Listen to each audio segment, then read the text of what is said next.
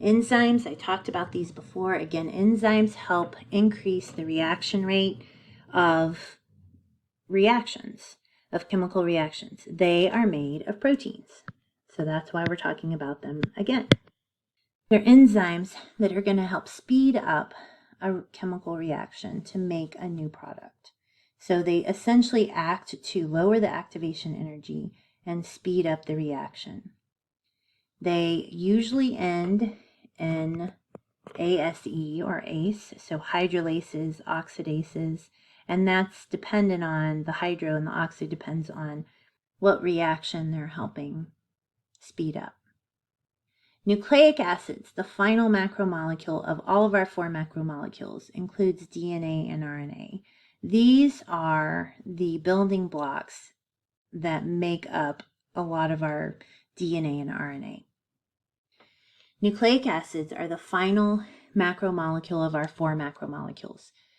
They are basically building blocks or nucleotides that have a nitrogen base and a pentose sugar and a phosphate group, and they essentially act as our recipe for our DNA and our RNA to make us who we are.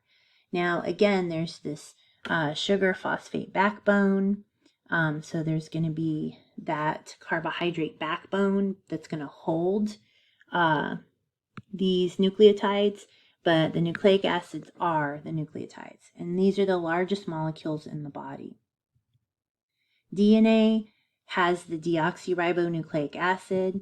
It's the double-stranded helical molecule, whereas RNA or ribonucleic acid is only a single-stranded molecule, and we're going to see more about this in cells in the next chapter. DNA has 4 bases or 4 nucleotides: adenine, guanine, cytosine, and thymine, and we label them with an A, a G, a C, and a T.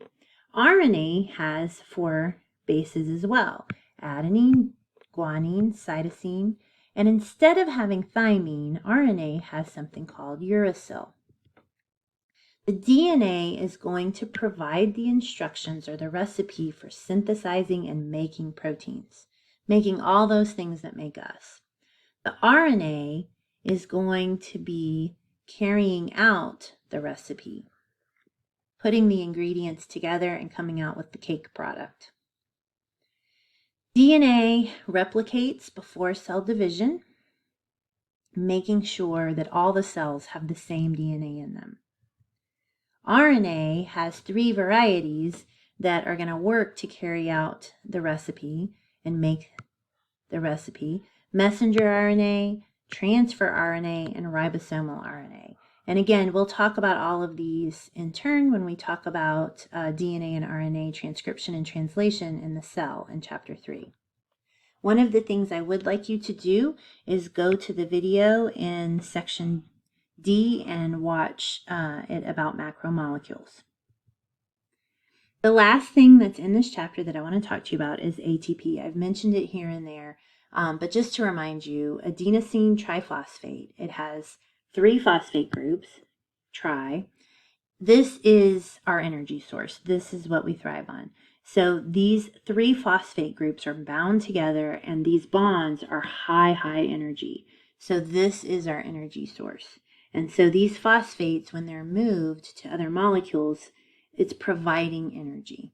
And so we're going to see that also in the next module, but I just want to prepare you about this since we've been talking about chemical structure. ATP is our energy guy, and it's got 3 phosphate groups with an adenine connected to a ribose and then bound to 3 phosphate groups.